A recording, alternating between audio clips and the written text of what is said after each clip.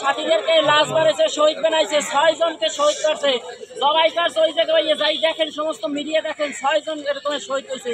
বাংলার আপামর জনতার কাছে তুরাগ নদীর তীর মানেই বিশ্ব ইজতেমা। শুধু বাংলাদেশ কেন, টঙ্গীর এই ইজতেমার গুরুত্ব আছে সারা মুসলিম জাহানেই। 1966 সালের পর থেকে প্রতি বছরই তুরাগ নদীর উত্তর পূর্ব তীর সংলগ্ন প্রায় 107 একর জায়গা জুড়ে বিশাল মাঠে ইজতেমা অনুষ্ঠিত হয়, যা বিশ্ব ইজতেমা নামে বিশ্বব্যাপী পরিচিত হয়ে ওঠে। সেই ধারাবাহিকতা এবার 58তম বিশ্ব ইজতেমা অনুষ্ঠিত হওয়ার কথা। বিপুল মানুষের সমাগম সামাল দিতে 2011 সাল থেকে বিশ্ব ইজতেমা অনুষ্ঠিত হচ্ছে 2 পর্বে। তখন পর্যন্ত আয়োজনটি ছিল ঐক্যবদ্ধ, কিন্তু 2017 সালে ভারতের তাবলিগের মুরব্বীদের মধ্যে বিভক্তি দেখা দেয়।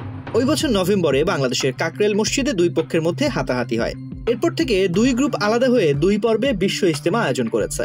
একটি পক্ষের নেতৃত্ব দিচ্ছেন ভারতের মাওলানা সাদ কান্ধলভির অনুসারীরা, অপরটির নেতৃত্বে আছেন বাংলাদেশের মাওলানা জুবায়ের। এবারের প্রথম পর্বের বিশ্ব ইজতেমার প্রস্তুতি হিসেবে জুবায়ের পন্থীদের 5 দিনব্যাপী জোর ইজতেমা শেষ হয়েছে গত 23 ডিসেম্বর। এরপর 20 ডিসেম্বর শুক্রবার থেকে তুরাগ তীরের ইজতেমা ময়দানে 5 দিনের জোর ইজতেমা করার জন্য সাতপন্থী মুসল্লিরা আগেই ঘোষণা দিয়েছিলেন। কিন্তু সারা বছরই ইজতেমা মাঠটি থাকে জুবায়ের পন্থীদের দখলে। তারা সাতপন্থীদের মাঠ ছাড়তে নারাজ। এ নিয়ে পুলিশ 2 পক্ষের মধ্যে একাধিকবার বৈঠক করেছে। পুলিশ সাতপন্থীদের পাশের কামারপাড়া মাঠে জোর ইজতেমা করার অনুরোধ করেছিল, কিন্তু ওই মাঠটি ছোট হওয়ার কারণে সেখানে সম্ভব নয় বলে জানিয়ে দেয়। এমন পরিস্থিতিতে সাতপন্থীরা ঢাকায় ইজতেমা মাঠের পাশে জড়ো হতে থাকে, আর এরপরেই বিরোধ উঠে যায় তুঙ্গে। 18 ডিসেম্বর রাত 3টার দিকে সাতপন্থীদের একটা অংশ ইজতেমা ময়দানে ঢুকে পড়লে সেখানে অবস্থান নেওয়া জুবায়ের পন্থীদের সঙ্গে তাদের সংঘর্ষ হয়। সাতপন্থীরা ফটক ভেঙে ময়দানে প্রবেশ করে। এ সময় জুবায়ের পন্থীরা তাদের প্রতিহত করতে ইটপাটকেল ছুটতে শুরু করে। সাতপন্থীরাও পাল্টা ইটপাটকেল ছুটতে থাকেন। এ সময় উভয় পক্ষের সমর্থকদের হাতে লাঠি ছিল, তবে ধারালো কোনো অস্ত্র ছিল কিনা সে সম্পর্কে নিশ্চিত নয় পুলিশ। এতে উভয় পক্ষে বহু মুসল্লি আহত হন। এখন পর্যন্ত 4 জনের মৃত্যুর বিষয়টি নিশ্চিত হওয়া গেছে।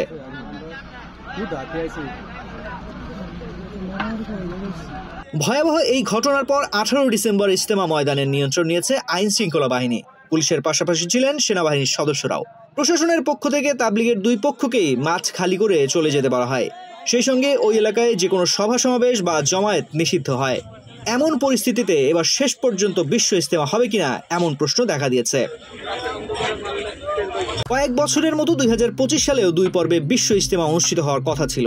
17 নভেম্বর জনপ্রশাসন বিভাগ থেকে তারিখ চূড়ান্ত করে বিজ্ঞপ্তি দেওয়া হয়। সেই অনুযায়ী আগামী বছরের 31 জানুয়ারি থেকে 2রা ফেব্রুয়ারি পর্যন্ত বিশ্ব ইজতেমার প্রথম পর্ব ও 7 থেকে 9 ফেব্রুয়ারির দ্বিতীয় পর্ব অনুষ্ঠিত হওয়ার কথা রয়েছে।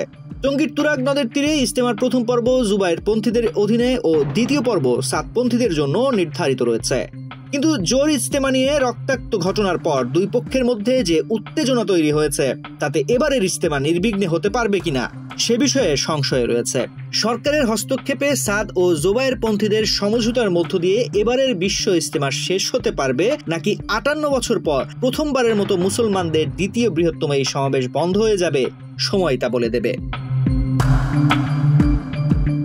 তানজির রহমান, বাংলাদেশ প্রতিদিন।